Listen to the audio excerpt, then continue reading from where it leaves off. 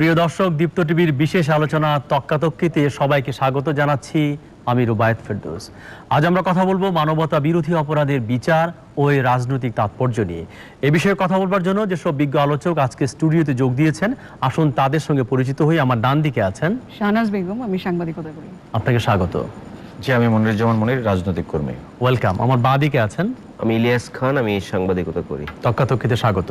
আমি রাজিকুজ্জামান রতন, বাংলাদেশের সমাজতান্ত্রিক দল বাসদ। আপনাকে স্বাগত। প্রিয় দর্শক, আজকের আলোচকদের সঙ্গে আপনারা পরিচিত হলেন। আমরা আলোচনায় যাব। প্রথমে রতন ভাই, আপনাকে দিয়ে শুরু করতে চাই যে ৭১-এর মুক্তিযুদ্ধকালে মানবতা বিরোধী অপরাধের দায়ে মৃত্যুদণ্ডপ্রাপ্ত জামায়াত ইসলামের আমির মতিউর রহমান নিজামীর ফাঁসির সব প্রস্তুতি চলছে কেন্দ্রীয় কারাগারে, আমরা জানতে পেরেছি। তো এই প্রেক্ষাপটে আপনার কি মনে হয়, এর রাজনৈতিক তাৎপর্য কি? এর আগে অনেকের ফাঁসি হয়েছে, বিচার হয়েছে এবং বিচারের প্রক্রিয়া সামনে হয়তো চলবে, চলমান। তো এর তাৎপর্য নিয়ে যদি আজকে আমরা কথা শুরু করি। আসলে প্রতিটি জাতির তো একটা গৌরব থাকে, কিছু বেদনা থাকে, কিছু অপমান থাকে, কিছু লাঞ্ছনার স্মৃতি থাকে। আমরা যেমন আমাদের অতীত সংগ্রামটা নিয়ে গৌরব করি, তেমনি আমাদের অতীতের বেদনা এবং অপমানকেও আমরা ভুলে যেতে চাই না। এবং সেই বেদনা এবং অপমানের কারণ যারা, তাদেরকেও আমরা কিন্তু দেখতে চাই যে তাদের কি পরিণতি হয়েছে। যেমন যখন আমরা মীর জাফরের কথা বলি, তখন তার পরিণতিটা আমরা দেখতে চাই। যখন আমরা যদি বলি, যদি ওডিসিয়াসের কথাও যদি আমরা দেখি, তাহলে তারও আমরা একটা পরিণতি আমরা দেখতে চেয়েছি। আমরা যে কোনো বিশ্বাসঘাতকের একটা পরিণতি দেখতে চেয়েছি। আবার তেমনি রাজনৈতিক সংগ্রাম যখন হয় একটা জাতির জীবনে, একটা জাতি তো জাতি হয়ে ওঠে একটা সংগ্রামের মধ্য দিয়ে। একটা তার ভূখণ্ড লাগে, একটা তার সংস্কৃতি লাগে, একটা তার অর্থনৈতিক বন্ধন লাগে, আবার তার একটা একীভূত হওয়ার চেতনা লাগে। সেগুলো নিয়েই তো আমাদের জাতিটা গড়ে উঠেছিল। আমরা ছিলাম অখণ্ড ভারতবর্ষ, তারও আগে ছিলাম খণ্ড খণ্ড জাতিসত্তায় বিভক্ত। ব্রিটিশদের সময় এটা ব্রিটিশ বিরোধী লড়াইয়ের মধ্যে দিয়ে একটা অখণ্ড জাতিসত্তার রূপ নিতে চাইলো। তারপরে দ্বিজাতি তত্ত্বের নামে এই দেশ ভাগ হলো। আবার সেই দ্বিজাতি তত্ত্বের ওইটাকে কবর দিয়ে আবার বাঙালি জাতিসত্তার একটা উন্মেষ ঘটতে শুরু করলো। এবং সেটা আমরা দেখেছি, তখন স্লোগান ছিল তোমার আমার ঠিকানা পদ্মা মেঘনা যমুনা। তারপর পদ্মা মেঘনা যমুনাকে কেন্দ্র করে আমাদের যে জাতি, আমাদের যে ভাষা, আমাদের যে সংস্কৃতি, তার একটা আমরা স্বীকৃতি পেতে চেয়েছিলাম, তার একটা স্বকীয় মর্যাদা আমরা পেতে চেয়েছিলাম। আর সেই দিন যারা রাজনৈতিক চিন্তায় অথবা ধর্মীয় কুপমণ্ডকতার দ্বারা আচ্ছন্ন হয়ে আমাদের এই জাতিসত্তার উন্মেষটাকে ধ্বংস করতে চেয়েছে এবং তার জন্য তারা লাঞ্ছনা নামিয়ে এনেছে, অপমান করেছে, আমাদেরকে হত্যা করেছে, নির্যাতন করেছে।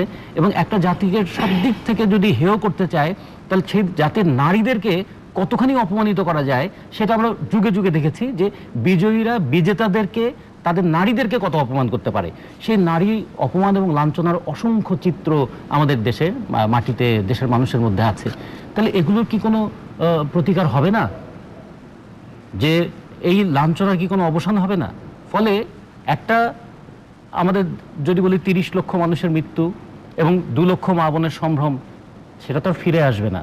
কিন্তু যে জিনিসটা বারবার ফিরে আসে, এই হত্যার জন্য যারা দায়ী, এই লাঞ্ছনার জন্য যারা দায়ী, তাদের কি কোনো বিচার হবে না? ফলে আমরা এই দিক থেকে দেখতে চাই যে এই যুদ্ধাপরাধীদের বিচারটাকে আমরা ৩টা বিষয়ে দেখতে চাই। যারা এই যুদ্ধাপরাধ সংগঠনের জন্য রাজনৈতিক পরিকল্পনাকারী, যারা এটা বিভিন্ন ধরনের বাহিনী গঠন করে নিপীড়ন চালিয়েছে, এবং যারা স্বহস্তে অনেককে খুন, ধর্ষণ, অগ্নিসংযোগ করেছে।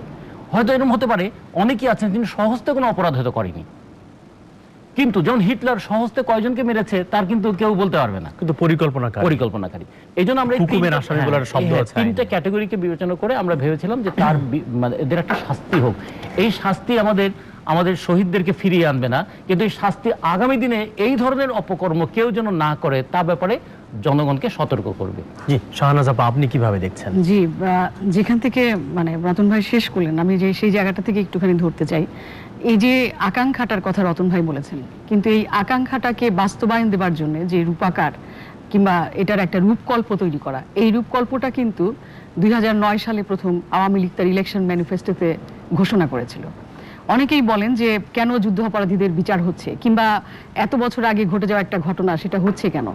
কিন্তু আপনি খেয়াল করে দেখুন, সেই সময় একেবারে তার নির্বাচন ইশতেহারে পরিষ্কারভাবে বলে দেওয়া ছিল যে তারা যদি ক্ষমতায় যায় তাহলে তারা এই বিচারটি করবেন এবং তার জন্য যে সমস্ত পদক্ষেপ নেওয়া দরকার সেই কাজগুলো তারা করবেন।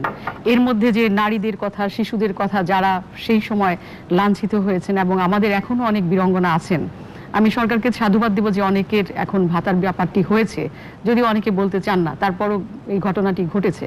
কিন্তু এবং বীরাঙ্গনাদের মুক্তিযোদ্ধা স্বীকৃতি মুক্তিযোদ্ধা দেওয়া হিসেবে হয়েছে। স্বীকৃতি, সনদ দেয়া, এই কাজগুলো খুব স্বল্প আকারে হলেও শুরু যেহেতু হয়েছে, এটা কিন্তু শেষ পর্যন্ত হবে। তো আমরা যে একেবারে সবকিছু ভুলে গিয়েছিলাম, ইতিহাসের আস্থা করে এই বিষয়গুলো একেবারেই চলে গিয়েছিল, সেই জায়গাটি থেকে কিন্তু যখন এই নির্বাচনী ইশতেহার এই বিষয়টি একেবারে সুস্পষ্টভাবে বলে দেওয়া হলো এবং তার সপক্ষে যখন জনগণ মত দিল, আমি 2014 সালের নির্বাচনের কথা বলছি না, আমি তার আগের কথা বলছি, আগের টার্মে যে আওয়ামী লীগ এসেছিল, সেই জায়গাটিতে মানুষ কিন্তু ঐক্যবদ্ধভাবে সেই ইলেকশনে পার্টিসিপেট একেবারেই করে এবং তারা যেটার পক্ষে মত দেয় যে তারা যুদ্ধাপরাধীদের বিচার চায়। সেটা শুধু আমি একা না, আপনি একা না, বাংলাদেশের সংখ্যাগরিষ্ঠ মানুষ। এবং তারই ভিত্তিতে যে সমস্ত কাজগুলি, এর পেছনে অনেক আইন, অনেক কিছু করতে হয়েছে সরকারকে, কিংবা তৎকালীন সরকার, বর্তমান সরকার করেছেন এবং এটিকে একটি জায়গায় নিয়ে এসেছেন। সেই জায়গাটিতে যতই সমালোচনা থাকুক, আলোচনা থাকুক, আমি বলবো যে এটি একটি দৃষ্টান্ত যে কোনো অপরাধী তা পার পেয়ে যাবার জিনিস নয় এবং কোনো অপরাধ করেই পার পেয়ে যাওয়া যায় না। মিস্টার ইলিয়াস খান, আপনি কিভাবে দেখছেন? না, আপা যেটা বললেন, আমি আগে একটু তুষ্টি প্রকাশ করি। আজকে যে আমরা এখানে বসে আছি, এটি কিন্তু আমাদের দেশটি স্বাধীন হয়েছিল বলে আজকে এখানে বসে আছি। মিডিয়া বিকাশ ঘটছে, ব্যবসা বাণিজ্য বিকাশ ঘটছে, সবকিছু বিকাশ ঘটছে। একমাত্র কারণ হচ্ছে আমাদের 56,000 বর্গমাইল স্বাধীন বলে। তো যারা এই দেশ স্বাধীন করছে তাদের প্রতি আমি এই আজকে স্টুডিও থেকে কৃতজ্ঞতা প্রকাশ করছি। একই সঙ্গে যারা তখন আমাদের মুক্তিযুদ্ধের বিরুদ্ধে ছিল, নিশ্চয়ই তাদের শাস্তির আওতায় আসা উচিত। যারা, এবং আমরা কিন্তু এখনো জানি যে দ্বিতীয় বিশ্বযুদ্ধে যারা অপরাধ করেছে তাদের কিন্তু এখনো বিচার হচ্ছে। আর আজকে যেটা ধারণা করা হচ্ছে যে জামাত ইসলামী যিনি আমির, তার ফাঁসি, এই বিষয়ে আলোচনার সুযোগ নেই, কারণ কোর্টে ব্যাপক আলোচনা, সব আলোচনার পরে তার চূড়ান্ত শাস্তি ঘোষণা করা হচ্ছে। যদিও আজকে আমরা একটু আগে জেনেছি যে একজন স্ক্যান্ডিনেভিয়ান কান্ট্রি একজন মন্ত্রী গিয়ে বলেছে যে এই যে রায় হচ্ছে বাংলাদেশে, এই রায় শাস্তি কমানো যায় কিনা। নাম্বার 2, উনি বলেছেন যে আন্তর্জাতিক মানদণ্ডে যাতে হয়, সেই প্রশ্নে আমি আইনজ্ঞ না ভালো, তারপর যদি অপরাধ করে থাকেন, যে অপরাধ করুক, আমি যে কথাটি বললাম, আমাদের সবচেয়ে বড় অর্জন মুক্তিযুদ্ধ, যেই করতে থাকুক, যখনই করে থাকুক, আমরা তো জানি যে রতন ভাই বলেছেন যে আমাদের 30 লক্ষ মানুষ শহীদ হয়েছেন, আমাদের অনেক মা বোনের ইজ্জত হরণ করেছে তারা। নিশ্চয়ই এদেশের মানুষ যদি এই প্রক্রিয়ার সঙ্গে না থাকতো, পাকিস্তানিরা এই সুযোগ কিন্তু পেত না।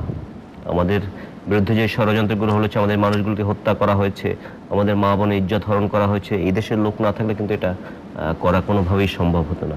সুতরাং সেই সব অপরাধ যারা করেছে নিশ্চয়ই তাদের শাস্তির আওতায় আনতে হবে। কিন্তু একটি রহস্য কিন্তু আমি জানি না, এরপরে হয়তো মনের বলবেন, যে 96-এ যখন আন্দোলন করেছে আওয়ামী লীগ এবং জামাত ইসলামী মিলে, এবং আমাদের মাননীয় প্রধানমন্ত্রীর পাশে কিন্তু নিজামী সাহেবকে 2-1 দেখাও গিয়েছে, যদিও মিডিয়া আসার পরে তারা সেই বিষয়টা বন্ধ করে দিয়েছে। এবং আওয়ামী লীগের কিন্তু কিছু মন্ত্রী, 2-1 জন মন্ত্রী রাজাকার মন্ত্রী ছিলেন, যেমন মাওলানা নুরুল ইসলাম, তিনি কিন্তু রাজাকার ছিলেন। অনেকে বলেন যে আওয়ামী লীগ করলে রাজাকার হলেও তিনি মুক্তিযোদ্ধা হয়ে যান বা একটি পক্ষে, যেমন মোবারক হোসেন। এবং আপনি এবার ইউপি ইলেকশনে দেখবেন, যদি ফলো করে থাকেন, বিভিন্ন জায়গা থেকে বিভিন্ন মৌলবাদী এবং এমনও অভিযোগ আছে যারা রাজাকার ছিল বা বাবা রাজাকার ছিল, তারা কিন্তু আওয়ামী লীগ থেকে নমিনেশন পেচ্ছে। আমি মনে করি যে নিরপেক্ষ দৃষ্টিভঙ্গি নিয়ে, আমার পক্ষে থাকলেই মুক্তিযুদ্ধের পক্ষের শক্তি, আমার পক্ষে না থাকলেই তাকে যে কোনো উপায়ে শাস্তি দিতে হবে, এই প্রবণতা থেকে বেরিয়ে আসতে হবে। এবং এটি আমাদের সবচেয়ে মহৎ এবং সৎ অর্জন হচ্ছে আমাদের এই 56,000 বর্গমাইলের স্বাধীনতা। সেটি নিয়ে যাতে কেউ কোনো প্রকার ন্যূনতম কি বলে যে এনহরের দৃষ্টিভঙ্গি যেন পোষণ না করেন, সেটি আমি বলছি। জি মনির, আমার মনে হয় জবাব দিলেই ভালো হয়। ও যেটা বলেছে যে ধন্যবাদ আপনাকে। আমি প্রথমেই আজকে কথা বলার পক্ষকালে বাংলাদেশের 1000 বছর সর্বশ্রেষ্ঠ সন্তান জাতির জনক বঙ্গবন্ধু শেখ মুজিবুর রহমান, যার নেতৃত্বে সেদিন 7.5 কোটি বাঙালি মুক্তিযুদ্ধে ঝাঁপিয়ে পড়েছিল, 30 লাখ শহীদ, 2,70,000 মা বোনের ইজ্জতের বিনিময়ে আজকের সে আমার বাংলাদেশ কাঙ্ক্ষিত স্বাধীন সার্বভৌম রাষ্ট্রে দাঁড়িয়ে আজকে 2016 সালে কুখ্যাত রাজাকার মতিউর রহমান নিজামী সহ যে সমস্ত যুদ্ধাপরাধী আছে তাদের বিচার আইনি প্রক্রিয়ার মধ্য দিয়েই, আন্তর্জাতিক আদালতের মধ্য দিয়ে আজকের এই বিচারগুলো সম্পন্ন হতে যাচ্ছে। ইলিয়াস খান যেটা বলার চেষ্টা করছেন, প্রথমত আমি যে বিষয়গুলো বলি, বিএনপিকে যারা ধারণ করে, বিএনপি রাজনীতির সাথে যারা বিশ্বাস করে, প্রথমত 1975 সালে 15 আগস্ট বঙ্গবন্ধুর হত্যার মধ্য দিয়ে যারা এদেশে মৌলবাদী কিছু রাজনৈতিক দলকে এদেশে রাজনীতি করার সুযোগ তৈরি করে দিয়ে, যে দলটি আজকের রাজনীতির প্রেক্ষাপটে দাঁড়িয়ে বিভিন্ন সময় বলার চেষ্টা করেন বাংলাদেশের বহুদলীয় গণতন্ত্রের প্রবক্তা মেজর জিয়াউর রহমান, অতএব সেই দলের কোনো নেতা, সেই দলের কোনো বুদ্ধিজীবী টাইপের মানুষ, কোনো সাংবাদিক নেতা, তারা তখন এই রকমের বিভিন্ন সময় কালার দেওয়ার চেষ্টা করবেন। দেখুন, কন্ট্রাডিক্ট ওনারা কোথায় করেন, যখন বলেন যে আওয়ামী লীগের যুদ্ধ অপরাধী আছে।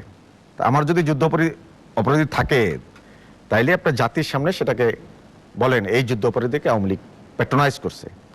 আপনি মাওলানা নুরুল ইসলামের কথা বলছেন। মাওলানা নুরুল ইসলাম আমার যদি হয়েও থাকে, যদি আমি যুদ্ধ অপরাধীকে নমিনেশন দিয়ে থাকি, আমি যে যুদ্ধ অপরাধীদের বিচারটাকে জননেত্রী শেখ হাসিনা তার রাজনৈতিক জীবনের সবচেয়ে বিশনারি যুদ্ধ লিডারশিপ সিদ্ধান্ত নিয়ে থাকে, সেটা যুদ্ধ অপরাধের বিচার। আজকে মার্কিন পররাষ্ট্রমন্ত্রী জন কেরি, তারপর আপনার জাতিসংঘের মহাসচিব বান কি মুন সহ গোটা তাবৎ দুনিয়ার মানুষ যখন এই যুদ্ধাপরাধীদের বিচার নিয়ে জননেত্রী শেখ হাসিনাকে বিভিন্নভাবে তাদের সেই সমস্ত অনুরোধকে উপেক্ষা করে আজকে শেখ হাসিনা তার জাতির সামনে যে ওয়াদা, যে কমিটমেন্ট, সেটা একের পর এক পালন করে যাচ্ছেন। আর বিএনপি নামক এই সংগঠনের যারা নেতা কর্মী বা শুভাকাঙ্ক্ষী যখন টেলিভিশনে সেই কথাগুলো বলে, তখনই আমার কষ্ট হয়।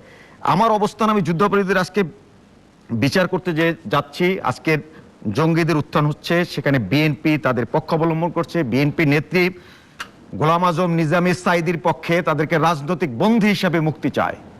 যে দল যখন রাজনৈতিক এই সমস্ত সিদ্ধান্তগুলো যখন হয়, যখন আজকের নিজামীর যখন আপনার ফাঁসির রায় বাস্তবায়ন, পরের দিন যখন বিএনপি নেতার কাছে জিজ্ঞেস করা হবে যে আপনার প্রতিক্রিয়া, সেদিন সেই প্রতিক্রিয়া দেয় না। অর্থাৎ মনোজগতে তাদের যখন এই যুদ্ধ অপরাধীদের পক্ষে, আমি আগে আপনাকে বলছি 75 15 আগস্ট বঙ্গবন্ধুর হত্যার মধ্য দিয়ে এই সমস্ত মৌলবাদী সংগঠনকে যারা এদেশে রাজনীতি করার সুযোগ দিয়েছে, তারা কখনোই তাদের অবস্থানটা কখনোই ক্লিয়ার করতে পারছেন না। ওনার নেত্রী বেগম খালেদা জিয়া পারছেন না, ওনার নেতারা পারছেন না। বিএনপি নামক এই সংগঠনটি একটি ইসলাইক ক্লাব, এটা রাজনৈতিকভাবে কোনো দিক নির্দেশনাপূর্ণ সিদ্ধান্ত জাতির সামনে দিতে পারেন না। যেমন মনে করেন, আপনি যখন সাক্ষাৎকার নিতে যাবেন, সাংবাদিক হিসেবে যখন জিজ্ঞেস করবেন, তখন বলবেন রায় সঠিকের, অর্থাৎ একটা গোজামিল দিয়ে যে রাজনীতি করার স্ট্যান্ড, ক্লিয়ার যে অবস্থান, যে হ্যাঁ আমি যুদ্ধ অপরাধীদের বিচার পক্ষে, আমি মুক্তিযুদ্ধের দল করি, আমি পক্ষে, আমি খুশি, এই অবস্থান বলেন। আপনি একদিকে বলবেন মুক্তিযুদ্ধের দল, আবার তারাই নিজামী মুজাহিদদের জাতির পতাকা দিয়ে দেবেন, যে পতাকার জন্য আমার 30 লাখ শহীদ হয়েছে, 2,69,000 মা বোনের ইজ্জতের বিনিময়ে। আজকে বেগম খালেদা জিয়া, আপনি বেশি দূরে যাওয়া লাগবে, কিছুদিন আগে বেগম খালেদা জিয়া মুক্তিযুদ্ধের 30 লাখ শহীদ হয়েছে কিনা সেটা নিয়ে প্রশ্ন করে।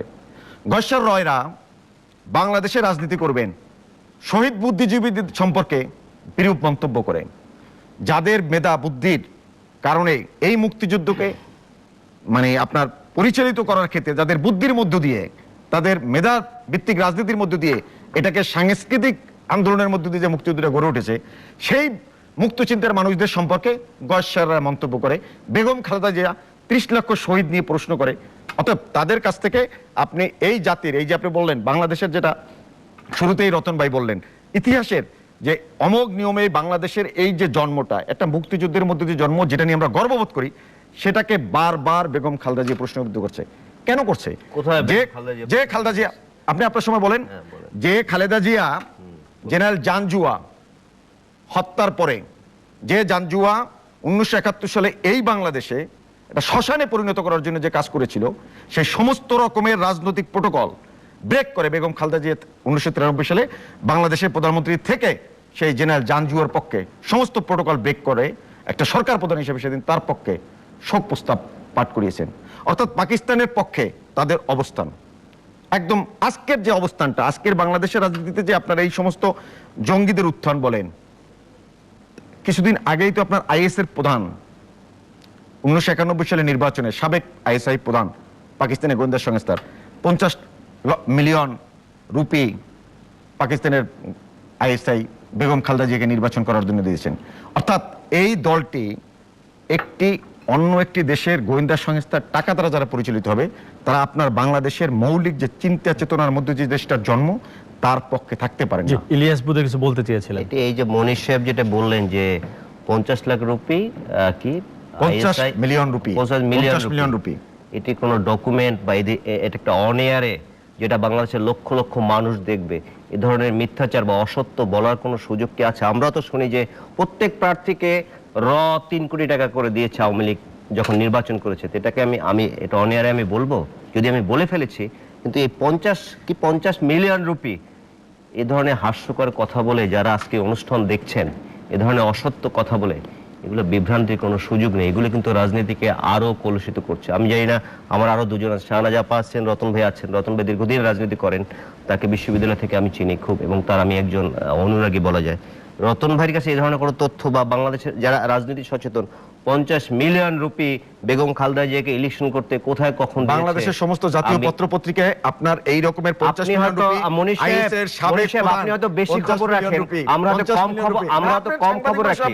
আমরা পাকিস্তানের ভঙ্গুর 50 মিলিয়ন রুপি, 50 মিলিয়ন রুপি নিচে 1991 সালে 27 রাষ্ট্র তারা নিজেরাই চলতে পারছে না। 1991 সালে 50 মিলিয়ন রুপি বেগম খালেদা জিয়া এই বঙ্গুর রাষ্ট্রটি বাংলাদেশের মতো একটি গণতান্ত্রিক রাষ্ট্র ব্যবস্থাকে ধ্বংস করার জন্য, বঙ্গুর রাষ্ট্র অর্থায়ন করার জন্য তারা যে কোনো রকমের নেগেটিভ রাজনীতি, বাংলাদেশটাকে যেন পাকিস্তান যেভাবে বঙ্গুর পরিণত হয়েছে, বাংলাদেশ যেন ধ্বংস হয়ে যায়। বাংলাদেশ যে একটা ঊর্ধ্বমুখী দেশ, বাংলাদেশকে আজকে যেমন গোটা তাপদ্দিনিয়া একটি উজ্জ্বল দৃষ্টান্ত বাংলাদেশের রাজনীতিতে।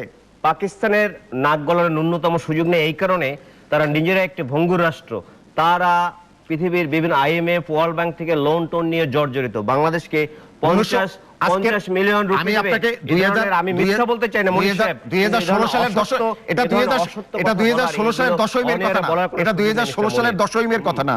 1991 সালের 27শে ফেব্রুয়ারি যে নির্বাচনের মধ্য দিয়ে বেগম খালেদা জিয়া প্রাইম মিনিস্টার হয়েছেন, সেই নির্বাচনে 50 মিলিয়ন রুপি আইএসআই সাবেক, আপনি যদি প্রমাণ করতে পারেন, প্রমাণ করতে পারবো, কোথাও পারবেন না, পারবো তো। সমস্ত জাতি, আপনার দল বিএনপি কোন সময় আমি মনির আহমেদ জার্নালিস্ট, সে বলে না আমার দল আপনার বলার কোনো সুযোগ নেই। না, আপনি জার্নালিস্ট, আপনি প্রেস ক্লাবের জয়েন্ট সেক্রেটারি, সবই ঠিক আছে, কিন্তু যখন বিএনপির পক্ষে আপনি অবস্থান করবেন তখন আমি বিএনপির মতাদর্শের হয় না, না সত্য বলতে বাংলাদেশের গণতন্ত্রের শক্তির পক্ষে যাবে। আমি তো আমরা আবার আসবো, আমি সেটাই বলতে 50 মিলিয়ন রুপি, 50 আপনাকে থামতে হবে, থামতে হবে, আমি বলেছি। রতন ভাই যদি বলেন যে আমরা দেখলাম যে নিজামীর এই ফাঁসির রায় নিয়ে পাকিস্তান একটা প্রতিক্রিয়া জানিয়েছে, পাকিস্তানের বাংলাদেশের দূতাবাসের যে কর্মকর্তা তাকে ডেকে এনে সেটা প্রতিক্রিয়া জানানো হয়েছে। তো পাকিস্তানের এই প্রতিক্রিয়ার সঙ্গে কি মিল পাওয়া যায় আসলে, কেন তারা বারবার প্রতিক্রিয়া জানায়? যে কথাটা আমরা বলেছি যে পাকিস্তান নামক রাষ্ট্রটা সেই দিন বাংলাদেশের অভ্যুদয়ের বিরুদ্ধে ছিল, আর যারা পাকিস্তানের পক্ষে ছিল, পাকিস্তান হয়তো তাদের প্রতি সেই অকৃতজ্ঞের আচরণ করতে পারে না, যে কারণে এখনো পাকিস্তান সেই কথাটাই বলছে। এটা পাকিস্তান তার রাজনৈতিক পরিকল্পনা থেকে বলছে, অথবা তার রাজনৈতিক দৃষ্টিভঙ্গি থেকে বলছে। আমরা যেটা বলেছিলাম যে আমাদের দেশের একদল মানুষ, সংখ্যায় তারা কম হতে পারে, কিন্তু তারা বেশিরভাগ মানুষের ইচ্ছার বিরুদ্ধে দাঁড়িয়েছিল। 71 সালের মুক্তিযুদ্ধটা ছিল একটা রাজনৈতিক যুদ্ধ, এই যুদ্ধের বিরোধীরাও ছিল একটা রাজনৈতিক কারণে। ফলে আজকে পাকিস্তান যে ভূমিকাটা পালন করছে এটাও নিশ্চয়ই তার একটা রাজনৈতিক কারণেই করছে।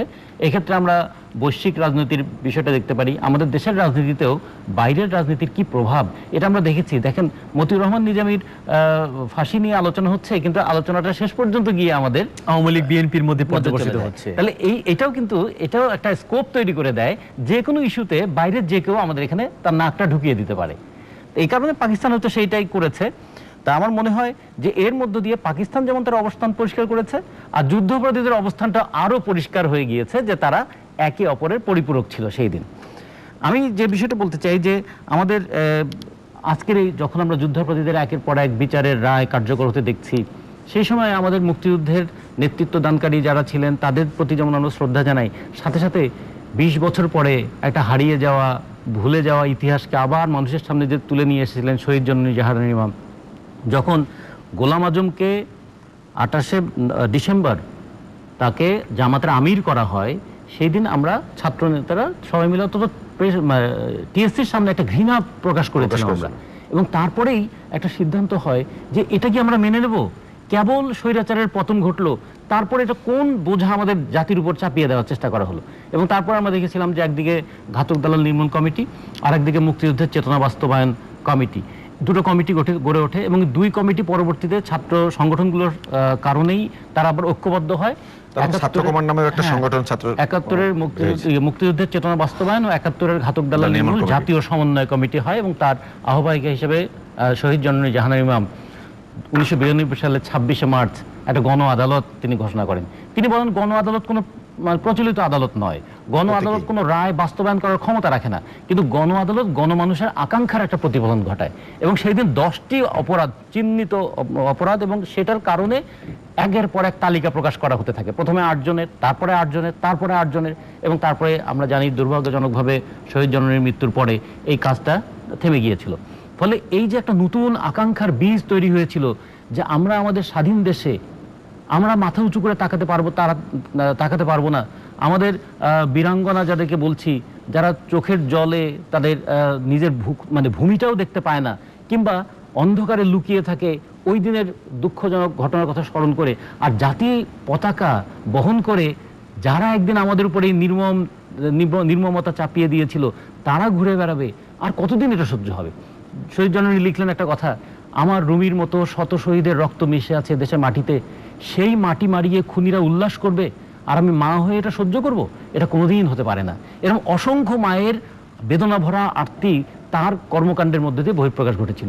ফলে তারই একটা কিন্তু ফল আমরা দেখতে পাচ্ছি। ফলে আমাদের আজকে অন্তত এই জায়গায় একমত থাকা উচিত, বাংলাদেশ নামক রাষ্ট্রটাকে যদি আমরা মনে করি যে এটা আমাদের অসংখ্য শহীদের রক্তে স্নাত এবং দীর্ঘদিনের একটা মুক্তির আকাঙ্ক্ষায় একটা ভূখণ্ড পাওয়া, প্রথমে এটার আমরা সেই মর্যাদাটা রক্ষা করি। অনেক ধন্যবাদ শাহনাজ আপা। আপনাকে জিজ্ঞেস করবো, যেরকম রতন ভাই বলেছেন, আমরা জানি যে নিজামীর যার ফাঁসি রায় কার্যকর হচ্ছে, যে তার মূল অপরাধ ছিল কিন্তু বুদ্ধিজীবী হত্যার সঙ্গে তিনি মূল পরিকল্পনাকারী ছিলেন। কিন্তু বাংলাদেশে এখন বলা হচ্ছে দ্বিতীয় পর্যায়ের বুদ্ধিজীবী হত্যা শুরু হয়েছে। বর্তমান আওয়ামী লীগ সরকারের সময়ই আমরা দেখতে পাচ্ছি শিক্ষককে মারা হচ্ছে, নাট্যকর্মীকে মারা হচ্ছে, সংস্কৃতি কর্মীকে মারা হচ্ছে। তো এই বুদ্ধিজীবী হত্যা তো থামছে না। আসলে যে মুক্তির কথা বলেছেন, মুক্তি কি পেয়েছি আমরা? কি এই বাংলাদেশ চেয়েছিলাম? এই রাষ্ট্রকে চেয়েছিলাম? ধন্যবাদ। আপনি খুবই প্রাসঙ্গিক একটি বিষয় এনেছেন, কারণ আওয়ামী লীগ বিএনপির এই আলোচনাগুলো খুবই ক্লিশে, আমাদের কোথাও নিয়ে যাবে না, আমাদের কোথাও নিয়ে যাবে না। আপনাকে অনেক ধন্যবাদ। আপনি এই বিষয়টি কিন্তু এখানেই শেকড় না, শেকড়টা এখানেই না। আপনি যদি বলেন যে বর্তমান সরকার, এটা বর্তমান সরকারের বিষয় না, এই বিষয়টা গ্লোবালি হচ্ছে। আমাদের এখানেই শুধু হচ্ছে না, যারা মুক্ত চিন্তা ধারণ করেন, পোষণ করেন এবং তা ব্যক্ত করেন, তারা প্রত্যেকটা জায়গাতেই এখন খুব নাজুক অবস্থায় বাস করছে। আপনি ইরানের দিকে তাকান, আপনি সিরিয়ার দিকে তাকান, আপনি মিশরের দিকে তাকান, পুরো যেটাকে বলা হয় আরব জাহান, সেই পুরোটা ধরে মুসলমানদের ভিতরে একটা সংকট এটা তার অংশ, 1 নাম্বার। দ্বিতীয় নাম্বারটি হচ্ছে, এখানে কিন্তু সাম্রাজ্যবাদী যারা রয়েছেন, আমরা ছোটবেলায় যে রাজনীতি করে এসেছি, আমরা যাদেরকে সাম্রাজ্যবাদী বলি, তারা কিন্তু তাদের নখর এখান থেকে তুলে নেননি। তারাও কিন্তু সেখানে জায়গা মতো সুযোগ সুবিধাগুলো দেখে হাত দিচ্ছেন, এবং যে কারণে আপনি এখানে একটি ঘটনা একটি মাত্র কারণে ঘটছে তা না। এখানে ঘাপটি মেরে থাকা রাজাকার, আমরা চাই যে হত্যাকারীরা ধরা পড়ছে না, একজন হত্যাকারীরা ধরা পড়ার বিষয়টিকে আমি বলতে চাচ্ছি, ওটাই বলবো আমি। সবাই পার পেয়ে যাচ্ছে না, কারণ এখানে ঘাপটি মেরে থাকা অনেকগুলো গ্রুপ হয়ে গেছে। যুদ্ধাপরাধী একটি গ্রুপ আছে, রাজনৈতিকভাবে যারা পরাজিত শক্তি বর্তমান সময়ে তারা এর সঙ্গে আছে, এর মধ্যে সাম্রাজ্যবাদী শক্তি আছে, এবং এর মধ্যেই আবার এখানে সরাসরি আইএস না থাকলেও ওই চেতনা যারা ধারণ করেন, এই সবটা একেবারে অ্যামালগামেট হয়ে গেছে, যার জন্য আপনি পুরোটাকে আলাদা করতে পারছেন না। এটি হচ্ছে প্রথম সত্যিকার অর্থে একটা খুবই ত্রিশঙ্কু অবস্থান যে কোনো সরকারের জন্য। কিন্তু অন্যদিকে যেটি হচ্ছে সেটি হচ্ছে, আপনি সোসাইটির যে একটা পাওয়ার থাকে এগুলোকে রেজিস্ট্যান্স করবার, বাংলাদেশে কি সেই সমাজ এখন আছে? আপনার ছোটবেলাও আপনি দেখেছেন যে প্রত্যেকটা গ্রামে কমপক্ষে একটা পাগল থাকতো, যে সকল ধর্মের, সকল মানবতার সঙ্গে কিংবা অন্য যে কোনো ধর্মের বিশ্বাসীকে অনেক রকম গালাগাল করতো। এটা কিন্তু এখন থেকে 40 বছর আগে আপনি উপন্যাস পড়েন পাবেন। কিন্তু আজকে কি আপনি একটি লোকও এগুলো বলতে পারবে? তার মানে কি সোসাইটিতে যেই গ্রুপগুলা ছিল, যেই শক্তিগুলা ছিল, সেই শক্তিগুলার বিনাশ ঘটেছে। বিনাশ ঘটেছে কিন্তু এই আওয়ামী লীগ বিএনপির এই রাজনীতির জন্য। আপনি দেখেন খেলাঘর আছে, আপনি দেখেন মহিলা পরিষদ আছে, আপনি দেখেন এখন কি শিশু কিশোরদের জন্য কোনো ম্যাগাজিনও আছে, কোনো কি একটা আপনি পথসভা কিছু দেখছেন যেখানে কোনো বিষয় নিয়ে সামাজিক ইস্যুতে কথা হচ্ছে না। কেবলমাত্র পরস্পরকে দোষারোপ এবং পরস্পরের দোষারোপের রাজনীতির ঘেরাটোপে আমরা গত 20-25 বছর ধরে আছি। জি, ইলিয়াস যদি একটু বলেন, এই যে বিভিন্ন হত্যাকাণ্ড, তনুর কথা জানি রাজশাহী বিশ্ববিদ্যালয়ের অধ্যাপক, এই বিষয়গুলো আমি একটু নোট করেছি, যে যেমন আমার সহকর্মী দিয়ে ঈশ্বরকে সাগরণী হত্যা করা হয়েছে, আমরা জানি। আমাদের এক মন্ত্রী বললেন যে 48 ঘন্টার মধ্যে গ্রেফতার করা হবে, আর এক উম্মাদ মন্ত্রী যিনি বলেছিলেন যে কি যেন, যে রানা প্লাজা নাকি বিরোধী দলের লোকজন ধাক্কা দিয়ে পালাই দিয়েছে। সেই উম্মদ মন্ত্রী বলেছিলেন যে 24 ঘন্টার মধ্যে গ্রেফতার করা হচ্ছে, কিন্তু কিছুই হয়নি।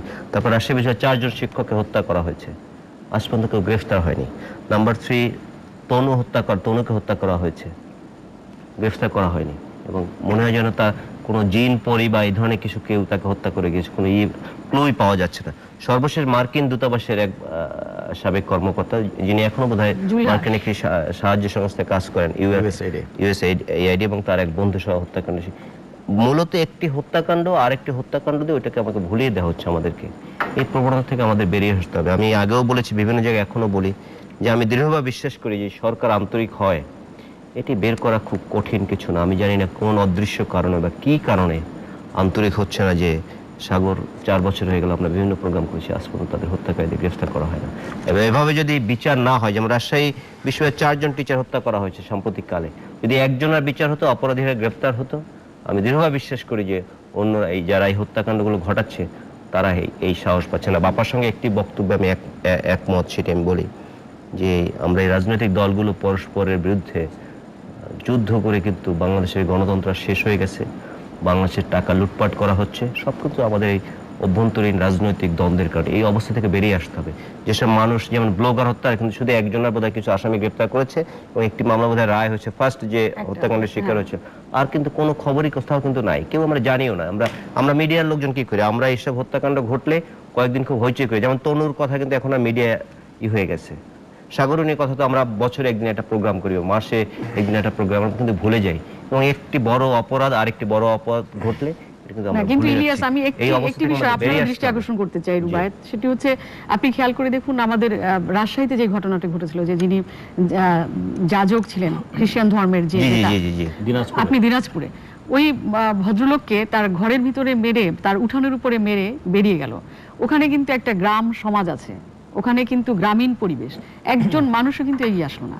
এই যে সোসাইটির ভেতর থেকে যে সংকটগুলা, আপনি এখন বাংলাদেশে যে অবস্থা বিরাজ করছে, এটা শুধু পুলিশি শাসন দিয়ে সমাধান হবে বলে আমি ব্যক্তিগতভাবে মনে করি না। কিন্তু সেই পুলিশের তৎপরতা কিন্তু রয়েছে, কিন্তু সেই রাষ্ট্র বানায় কিন্তু এই কারণে যে সে আমার জীবনের নিরাপত্তা দিবে, না, কিন্তু সমাজকে দোষারোপ করলা না, আগে পুলিশকে তৎপরতা হবে। আমি যেটা বলছি, পুলিশ তো অন্য কাজে ব্যস্ত, না, পুলিশ তৎপর না, সরকারকে কিভাবে সেভ করবে, না, পুলিশের তৎপরতা একটু বলতে চাই, সেটি হচ্ছে পুলিশ যেভাবে তৎপর, আমরা সাংবাদিকরা কি করছি, পুলিশ যা বলছে আমরা তাই লিখছি। আপনি দেখুন ফুটেজগুলো, দেখুন টেলিভিশনের ফুটেজগুলো দেখুন, পুলিশ যেটা কিংবা এজেন্সি যেটা সরবরাহ করছে আমরা সেটা লিখছি। আমাদের নিজেদের জায়গাগুলোকেও আমরা তো মাথায় রাখতে হবে। কেন লিখছেন কেন? আমরা সেটাই তো আমি বলছি যে সামগ্রিকভাবে সোসাইটি যখন আওয়ামী লীগ, বিএনপি এরকম ভাবে একজন সাংবাদিকও ভাগ হয়ে যায়, তখন এই সংকটগুলো আরো ঘনীভূত হয়। তো এখান থেকে বেরোনোর কোনো উপায় নেই, এখান থেকে বের হতে হবে আমাদেরকে, সেই উত্তরণের পথটা আমাদেরকে খুঁজে বার করতে হবে। কারণ আমি মনে করি যে এই জায়গাটিতে আমরা যদি না আসি, আমাদের সকলেরই বিপদ আরো বাড়বে।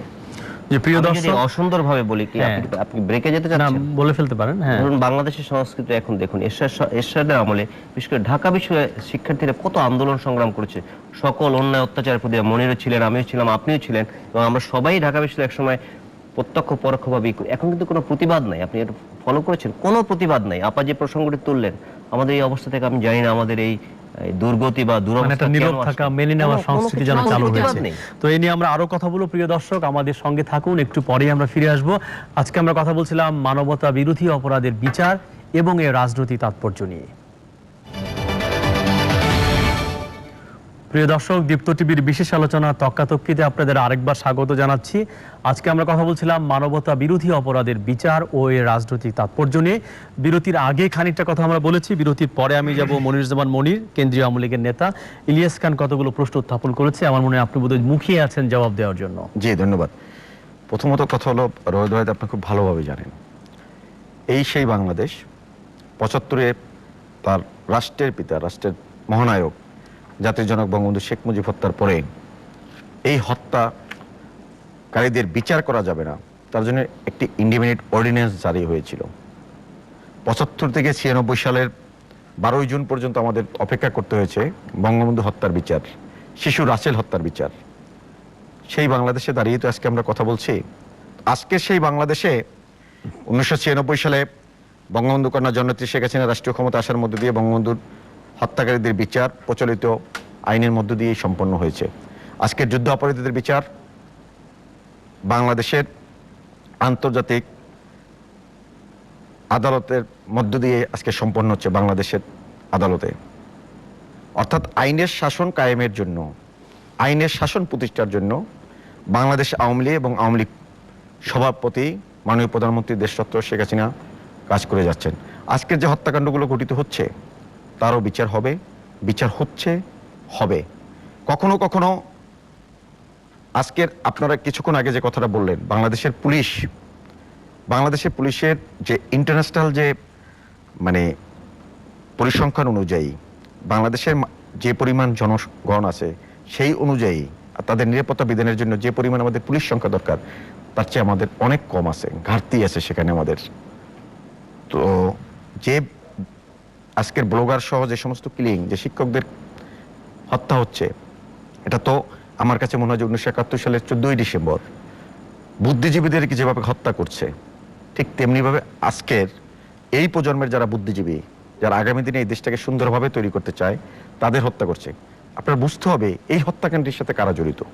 যখন কোনো একটি বড় রাজনৈতিক দল এই হত্যাকারীদের পক্ষে যারা অবস্থান নেয়, যখন বাংলাদেশের মাননীয় স্বরাষ্ট্রমন্ত্রী প্রায়শই একটা কথা বলে থাকেন যে জেএমবি তারাই, আনসারুল্লাহ বাংলা টিম তারাই যারা ছাত্র শিবির থেকে জন্ম। আপনি দেখেন এই যে যারা কিলিং এর সাথে জড়িত, তাৎক্ষণিকভাবে এযাবৎকালে যাদেরকে গ্রেপ্তার করা হয়েছে, ধরা হয়েছে, কেউ না কেউ যাদেরকে ধরা হয়েছে প্রত্যেকেই একসময় ছাত্র শিবির রাজনীতির সাথে জড়িত ছিল। সেই দলটিকে একটি বড় রাজনৈতিক দল যারা নিজেদেরকে বাংলাদেশের রাজনীতির মেইন এক্সট্রিমেটিভ পলিটিক্যাল পার্টি হিসেবে মানুষের কাছে বলার চেষ্টা করেন, সেই দলটি একটি ধর্মান্ধ মৌলবাদী সংগঠন যারা খুনের সাথে জড়িত। কিছুদিন আগে যে সংগঠনকে মানে একটি সন্ত্রাসী সংগঠন হিসেবে মানে প্রতিষ্ঠিত হয়েছে যে ছাত্র শিবির, সেই বিএনপি যখন তাদের সাথে ঐক্য করে, যখন জোট করে, তখন তাদের পক্ষে অবস্থান নেয়, তখন আপনার সমস্ত বিচারিক প্রক্রিয়াগুলো তখন একটু স্লোত গতিতে যাবে, এটাই স্বাভাবিক। যখন আপনি কাউকে গ্রেপ্তার করবে তখন তার পক্ষে বিএনপি তাদের এতদিন ধরে স্ট্যান্ড নিয়ে আসছে, তাদের পক্ষে অবস্থান করছে। গ্রেফতার করবে না? হ্যাঁ, গ্রেপ্তার তো করছে, গ্রেপ্তার অবশ্যই তো গ্রেপ্তার করছে, সমস্ত জায়গায় বাংলাদেশে হত্যাকাণ্ড ঘটছে, টাকা লুটপাট হচ্ছে, কাউকে গ্রেপ্তার করা হচ্ছে। আপনার কাছে যদি এই রকমের কোনো তথ্য থাকে, এখন আপনি যদি একটা মানুষকে যদি ভুলভাবে ধরা হয়, যেমন আমি আপনাকে বলি, সমস্ত প্রক্রিয়া অবলম্বন করে যখন জনাব শফিক রেহমানকে গ্রেফতার করা হয়েছিল, বিএনপি নামক এক আজব দল, আমি প্রায়শই বলি, যাদের অবস্থান খুনিদের পক্ষে, সেই এই শফিক রেহমানের পক্ষে আপনাদের অবস্থান দাঁড়িয়ে গেল যে 82 বছর বয়স্ক একজন সাংবাদিককে গ্রেপ্তার করা হয়েছে। একজন সাংবাদিককে তো গ্রেপ্তার করা হয় নাই, একজন ষড়যন্ত্রকারীকে গ্রেপ্তার করা হয়েছে, যে সজীব ওয়াজেদ জয়কে, যে সজীব ওয়াজেদ জয়কে, আপনি আপনার সময় বলবেন, অবশ্যই বলবো, হ্যাঁ, যে সজীব ওয়াজেদ জয়কে হত্যা করার জন্য তার স্ত্রী কোনো কিছু হয়নি, তার স্ত্রী তালিয়া রহমান সাংবাদিকদের সাথে যেদিন কথা বলেছেন, সেদিন এসে বলেছেন রবার্ট লাস্টিকের সাথে সে বৈঠক করেছে, কথা বলেছে, এবং 40,000 মার্কিন ডলার সাথে চুক্তি হয়েছিল, 30,000 মার্কিন ডলার দেশে। সেই সমস্ত বিষয়গুলো তালিয়া রহমান সেদিন মিডিয়ার কাছে, আপনাদের মতো সাংবাদিকদের কাছেই সেদিন সে ব্যক্ত করেছে। অতএব এগুলো বলে আমি কেন বললাম আপনাদের অবস্থানটা এই, 75-এর 15 আগস্ট বঙ্গবন্ধুর খুনিদেরকে জিয়াউর রহমান দেশে বিদেশে বিভিন্ন দূতাবাসে সেদিন প্রতিষ্ঠিত করেছিল। অতএব তখনই আমার কষ্ট হয়, লজ্জা লাগে, যখন তখনই বাংলাদেশে তখন কোন আওয়ামী লীগের আমি আওয়ামী লীগ করতে পারি, এখন আপনাকে হত্যা করবো সেখানে আমি আওয়ামী লীগ করি, আপনি আমাকে দেখবেন একজন খুনি হিসাবে। আপনাদের অবস্থানটা এই কেন আমার কাছে লজ্জা লাগে। আপনারা যখন একজন শিক্ষিত মানুষ একজন খুনিকে আওয়ামী লীগের নেতা হিসেবে এস্টাবলিশ করতে চান, প্রশ্ন ওঠে না, যখন সে খুনি আপনারা কেন একজন খুনির পক্ষে আওয়ামী লীগের নেতা হিসেবে? Khandakar Mostak He is a killer, simply he is a killer. আপনারা কেন এটা এস্টাবলিশ করার চেষ্টা করেন আওয়ামী লীগের নেতা?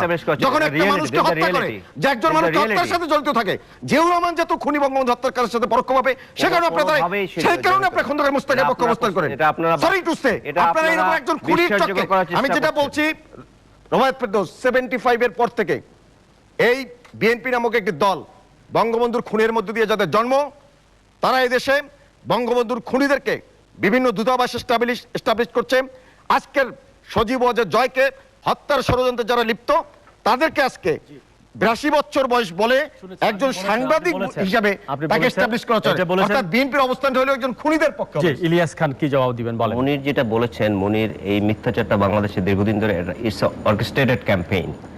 জয় সাহেবকে, আপনি একজন ঢাকা বিশ্ববিদ্যালয়ের শিক্ষক, আপনি নিশ্চয়ই বিভিন্ন রিপোর্ট দেখেছেন, তাকে হত্যার কোথাও কোনো ষড়যন্ত্র হয়নি।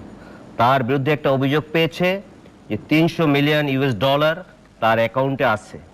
সেটি বিএনপির একজন নেতার ছেলে, আমেরিকায় থাকেন তিনি সেই তথ্যটি উদ্ধার করার চেষ্টা করেছেন এবং মনে যেটি বলেছেন সেটি সত্য, যে $40,000 মান্থলি তাকে দেওয়ার কথা ছিল। বাংলাদেশের রাজনীতি কেন, পৃথিবীর সর্বত্রই আছে প্রতিপক্ষ রাজনৈতিক দলকে ঘায়েল করার জন্য, ঘায়েল মানে হত্যা না, এমনি ঘায়েল করার জন্য এ ধরনের তথ্য উদ্ধারের চেষ্টা করা কিন্তু হয়। জয় সাহেবের বিরুদ্ধে একটা অভিযোগ ছিল যে তার অ্যাকাউন্টে, বিশেষ করে পদ্মা সেতু যখন প্রজেক্ট বাতিল হয়ে গেল, $300 মিলিয়ন তার অ্যাকাউন্টে আছে। সেটি তারা টাকা দিয়ে লাস্টিকের সাথে কথা বলেছে, বিএনপি নেতার একজন ছেলেও ছিলেন, তারা এটি উদ্ধারের চেষ্টা করেছে। এখানে তাকে ফিজিক্যালি অ্যাসাল্ট করা, হত্যা করা, এবং মার্কিন আদালত কিন্তু এই যে বলা হচ্ছে বারবার তাকে হত্যার চেষ্টা হয়েছে সেটি কিন্তু রিজেক্ট করে দিয়েছে একদম। আপনি যদি সেদিন ডেভিড বার্গম্যানের রিপোর্ট বেরিয়েছে, আপনার নিশ্চয়ই আপনার চোখ এড়িয়ে যায়নি, একদম রায়ে কি বলা হচ্ছে। আজকে আমি মনে যে প্রসঙ্গটা তুলবেন, কারণ এটি অনেক পুরনো ইস্যু, তাহলে আমি মামলা রায়টি নিয়ে আসতে স্পেসিফিক লেখা আছে তাকে কোনো প্রকার হত্যা করার বা তাকে ফিজিক্যালি অ্যাসাল্ট করা কোনো প্রকার কোথাও কোনো ষড়যন্ত্র হয়নি। তার অ্যাকাউন্টে, বারবার আমি একই কথা বলছি, তার অ্যাকাউন্টে $300 মিলিয়ন আছে। পদ্মা সেতু প্রকল্প বাতিল হয়ে যাওয়ার পরে তারা হয়তো যে কোনো ভাবে শুনেছে, সেই তথ্য উদ্ধারের জন্য বারবার চেষ্টা করেছে তাকে। তাহলে শফিকুর রহমানকে গ্রেফতার করা হচ্ছে কেন? শফিকুর রহমানকে গ্রেফতার করা হচ্ছে সেটাতে আরেকদিন স্টুডেন্টে কোথাও আমি বলেছি, আপনি একটা জিনিস দেখবেন যে আপনি মিল খুঁজে পাবেন। বিএনপি যে ইন্টারন্যাশনাল একটা উইং আছে, ইন্টারন্যাশনাল বাংলাদেশে এখন যে দুঃশাসন চলছে, গণতন্ত্রের নামে যে গণতন্ত্র হত্যা করা হয়েছে, বাংলাদেশ টাকা বাইরে পাঠিয়ে দেওয়া হচ্ছে, সব 30,000 কোটি টাকা বাইরে চলে গেছে, বাংলাদেশের শিক্ষা পদ্ধতি শেষ করে দেওয়া হয়েছে, এইসব বিষয়ে তো একটি উইং থাকে যারা বিভিন্ন দেশকে জানায়। আপনি আরেকটি নতুন একটি দেখেছেন যে ওসমান ফারুক সাহেব, তার বিরুদ্ধে আজকে 45 বছর পরে, এতদিন তিনি বাংলাদেশের রাজনীতি, হঠাৎ করে শুনলাম যে তার বিরুদ্ধেও কি যেন বলে যে যুদ্ধাপরাধের কোনো বিষয়ে ক্লু খোঁজা হচ্ছে। আরেকটি দেখবেন রিয়াজ রহমানকে গুলি করা হয়েছে, এগুলো কিন্তু একই সূত্রে গাথা। রিয়াজ রহমান তো একটা ভদ্রলোক, বাংলাদেশ তিনি পররাষ্ট্র প্রতিমন্ত্রী ছিলেন, অত্যন্ত একজন সজ্জন মানুষ, একই সূত্রে কিন্তু এগুলো গাথা। বাংলাদেশের দুঃশাসন চলছে, দুর্বিনীত শাসন চলছে, বাংলাদেশের যে গণতন্ত্র হত্যা করা হয়েছে, এটি যাতে বিশ্ববাসীর কাছে সুচারুভাবে ভালোভাবে না জানানো যায়, এই জন্য বিএনপি যারা ইন্টারন্যাশনাল ডাইরেক্ট বিএনপি করে বা বিএনপির প্রতি সহানুভূতিশীল যারা আছেন, এইসব বিষয়ে যারা মোটামুটি ডিল করেন, তাদের সবাই কিন্তু নানাভাবে হ্যারাস করে। রতন ভাই যদি বলেন, এই যে জামাতের রাজনৈতিক ভবিষ্যৎ কি হতে পারে, কিংবা জামাত নিষিদ্ধের ব্যাপারটাও ঝুলে আছে, এর বাইরে আরেকটি আইনের খসড়া করা হচ্ছে যে মুক্তিযুদ্ধের ইতিহাস বিকৃতিকরণ অপরাধ আইনের খসড়া, আপনি নিশ্চয়ই দেখেছেন, আছে খবর কাগজে এসছে, এবং জার্মানিতে এরকম আছে যে হলোকাস্ট ডিনাইল ল কিন্তু তারা করেছে। তো এইটা আমাদের কতটা জরুরি আসলে করাটা? জার্মানিতে যেমন আছে যে হলোকাস্ট ডিনায়াল ল, যে এত বড় একটা জঘন্য হত্যাকাণ্ড ঘটেছে সেটাকে কেউ যদি অস্বীকার করে তাহলে তার বিরুদ্ধে শাস্তি হবে।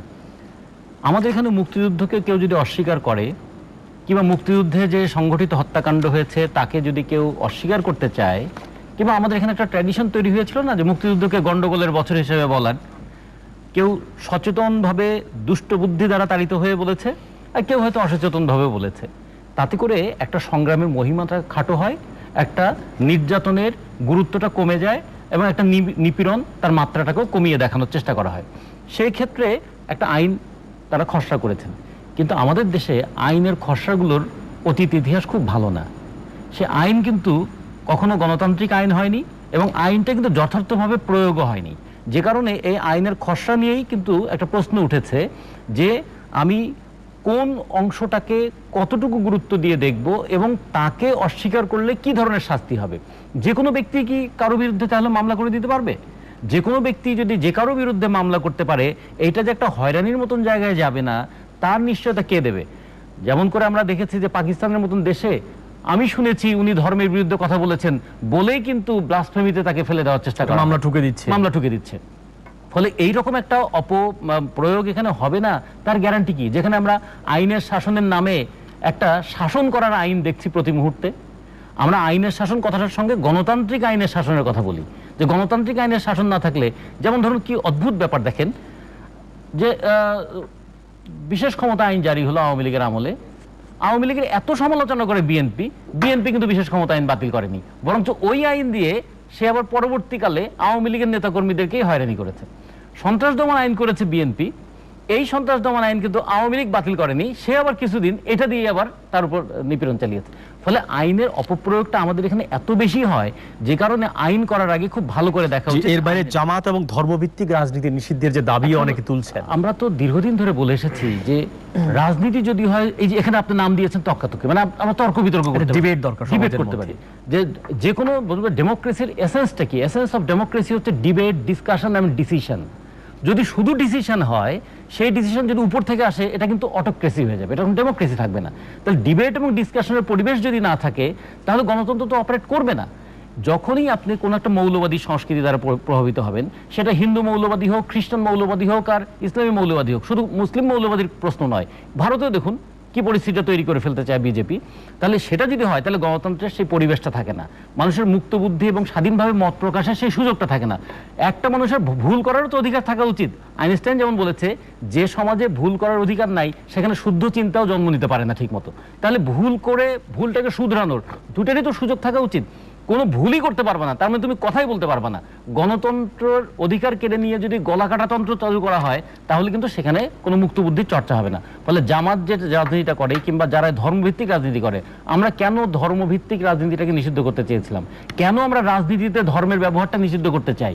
আমরা রাজনীতি হবে গ্রহণ বর্জনের। ধর্ম হলে যেমন পাকিস্তানিরা বলেছিল না, যে জামাত ইসলাম বলেছিল পাকিস্তান আল্লাহর ঘর, এই ঘর ভাঙলে ইসলাম ধ্বংস হয়ে যাবে, পাকিস্তান শেষ হলে ইসলাম শেষ হয়ে যাবে। ফলে একদল মানুষ পাকিস্তান এবং ইসলামকে যখন সমর্থক ভাবতে শুরু করে, যে কোনো সময় যে কোনো ভুল কাজ সে করে ফেলতে পারে। যদি বলা হয় যে আপনাকে হত্যা করলে আমি বেহেশতে যেতে পারবো, এই কথা বলে ঘরের মধ্যে তারই রুমমেট শাহাদাতকে যে জবাই করে হত্যা করে ফেলা হলো ওই কেবল চট্টগ্রাম কলেজে, তাহলে কোন চিন্তা দ্বারা প্রভাবিত হলে একটা মানুষ এতখানি নৃশংস হয়ে যেতে পারে? এই জন্য আমরা বলেছিলাম ধর্ম একটা বিশ্বাস, এই বিশ্বাসকে কেন্দ্র করে মানুষ অনেক ধরনের সাহসের কাজ করতে পারে, অনেক ধরনের কষ্টকর জীবনযাপন করতে পারে।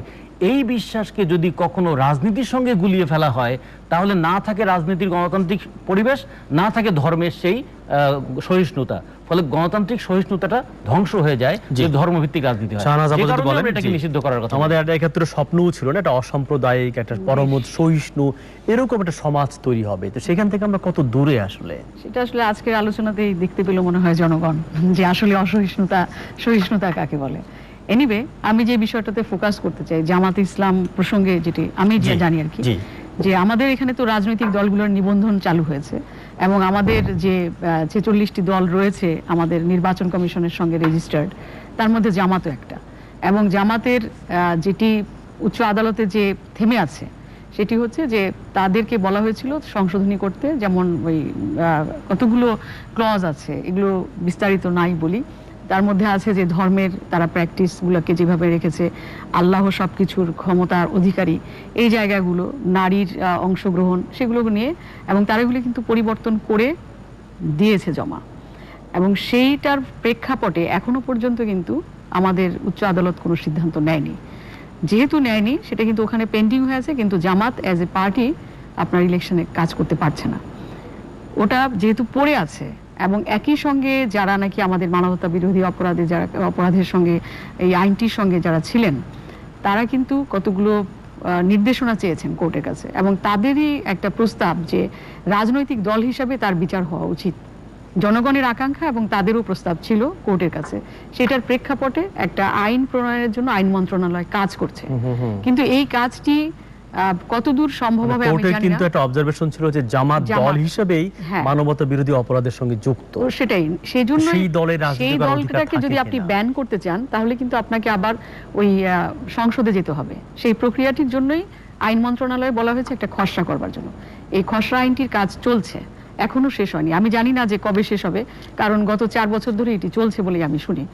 কিন্তু প্রকৃতপক্ষে সেটি হচ্ছে আমি বাজারে যেটা দেখি এবং রাজনৈতিক দলগুলোর ভেতরে যেটা দেখি, বিশেষ করে আওয়ামী লীগ এবং বিএনপি, তারা কেউ মনে হয়, আমার কাছে মনে হয় যে জামাতকে কিংবা ধর্মভিত্তিক রাজনীতিকে একেবারে মূলোৎপাটন করতে চান না। এটা আমার ব্যক্তিগত অবজারভেশন। এটা কেউ গ্রহণ করতে পারেন, না করতে পারেন, সেটাকে আমি তোয়াক্কা করি না। কিন্তু আমি সাংবাদিক হিসাবে যেটা দেখেছি, যে এটি একেবারেই মানে মূলোৎপাটনের বিষয়টির সঙ্গে তারা নেই। না, কিন্তু অনেকে মনে করেন যে আসলে নিষিদ্ধ করলে তারা হয়তো আন্ডারগ্রাউন্ডে চলে যাবে, অন্য না, নামে নিষিদ্ধ আসবে। করলে শুধুমাত্র ইভেন মিশরে আন্ডারগ্রাউন্ডের কিন্তু ইস্যু নিষিদ্ধ না। হয়েছিল যে দল, সেই দল কিন্তু রাষ্ট্র ক্ষমতায় আসছে। না না, আমি আপনাকে বলি তাকে এভাবে শুধু আন্ডারগ্রাউন্ড না, সাংস্কৃতিকভাবে এবং মোকাবেলা করা যায় কিনা, না, না, রাজনৈতিকভাবে মোকাবেলা আমি করা, তো আমি সেই মনে বক্তব্য করি কিন্তু যে আছে যদি সমাজে। আমি মনে করি আমি নিষিদ্ধ ব্যক্তিগতভাবে- সমাধান কি না? না, নিষিদ্ধ সমাধান না। আমি ব্যক্তিগতভাবে মনে করি যে দেখেন, জামাত ইসলামের যে 2% 4% ভোট ছিল 70-এর নির্বাচনে, সেটা কিন্তু এখনো এক্সিস্ট করে। সুতরাং আপনি যে জনমতটাকে একেবারে দমন করে ফেলতে পারবেন, সেটার তো কোনো সুযোগ গণতন্ত্রে নেই। গণতন্ত্রে যদি আপনি সেই জন্য বিশ্বাস মানে করেন- সামাজিকভাবে সাংস্কৃতিকভাবে জামাতের রাজনীতিকে অপ্রাসঙ্গিক করে তুলতে হবে মানুষের কাছে। অপ্রাসঙ্গিক করে তুলতে সেইটা হবে, পাচ্ছে সেই কিনা? কাজটি করতে হবে বড় রাজনৈতিক দলগুলোকে। সেখানেই তো তাদের ঐক্য নেই। জি, আমরা একদম শেষ পর্যায়ে ইলিয়াস খান, না আমরা মানে একটা অসাম্প্রদায়িক পরমুদ সহিষ্ণু সমাজের স্বপ্ন দেখেছিলাম, গণমাধ্যমের স্বাধীনতার স্বপ্ন দেখেছিলাম, সেইটি কি পর্যায়ে আছে খুব সংক্ষেপে যদি বলেন। চমৎকার বলেছেন আপা, যেটা বলেছেন আপনাকে আমি খুব ভালো লেগেছে কথাগুলো, যে আমাদের 56 জন বর্গমূলে আমরা স্বাধীন করেছি, কিন্তু আমাদের অন্য আসলেই কতটা ধর্মাবলম্বী স্বাধীন যদি আমরা। একটি লোক থাকে পুরো বাংলাদেশের 16 কোটি মানুষের মধ্যে, তার অধিকারও কিন্তু আমাদের সংরক্ষণ করতে হবে। তিনি যাতে যথাযথ মানবিক অধিকার, অন্যান্য অধিকারগুলো পান। কিন্তু বাংলাদেশের দুর্ভাগ্যজনকভাবে কিন্তু এই মুহূর্তে সেটি নেই। আমরা দেখি বিভিন্ন সংখ্যালঘুর বাড়ি, আজকে না কালকে কোন পত্রিকায় দেখেছি, নানা জায়গায় অত্যাচার নির্যাতন চলছে। এবং যে আপাতত যে বলেছেন যে রাজনৈতিক দলগুলোর ঐক্যহীনতার কারণে কিন্তু এটি ঘটছে।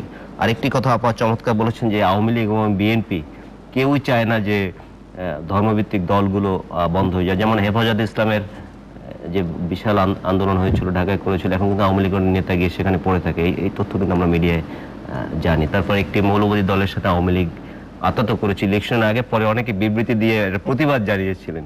তো আসলে এই অবস্থা থেকে বেরিয়ে বাংলাদেশে একটি বাস্তবতা হচ্ছে, রতন ভাই আরো ভালো বলতে পারবেন, যে আওয়ামী লীগ এবং বিএনপি দুটি হচ্ছে খুব জনসম্পৃক্ত দল, এবং বাংলাদেশের অধিকাংশ মানুষ হচ্ছে কি বলে যে ধর্মভীরু, অস্বীকার করার উপায় নেই কিন্তু। সুতরাং আপনি একদম রাজনীতি থেকে ধর্মকে অমিট করে দেবেন, সেই ভোটও আছে এবং তাদের ভোটও আছে, সেই সুযোগ কিন্তু কম। এবং আওয়ামী লীগ বিএনপি দুই দলে অনেক মানুষই আছে খুব ধর্মভীরু, তারা কিন্তু মানে ধর্মভীরু হওয়ার মধ্যে কোনো দোষ নাই। দোষ নেই, আমরা হ্যাঁ। বলছি যে কিন্তু ধর্মের নামে যে মানুষকে মারা হচ্ছে, সেটি তো কোপানো হচ্ছে, নিঃসন্দেহে নিন্দনীয়। ধর্মান্ধতা, সেটি সেইটাই কিন্তু নিন্দনীয়। আমাদের এবং সেটি মোকাবেলা হচ্ছে এই করতে মুহূর্তে হবে। বাংলাদেশের সবচেয়ে বড় সংকট।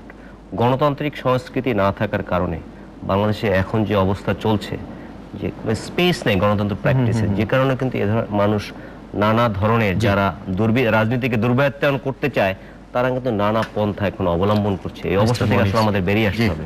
ইলিয়াস যেটা বলবার চেষ্টা করেছে, যারা গণতন্ত্রের ঘাটতি আছে বাংলাদেশে, এই ঘাটতির ভেতর থেকে জঙ্গিবাদ উত্থান হচ্ছে, পার্লামেন্ট চলছে না, সংস্কৃতি চলছে না, সেই রকম আপনি মনে করেন কিনা? আমি জি। এটা বলার না, সময় নেই, 2 মিনিটে বলতে হবে। 2 মিনিটের মধ্যে আমি বলি।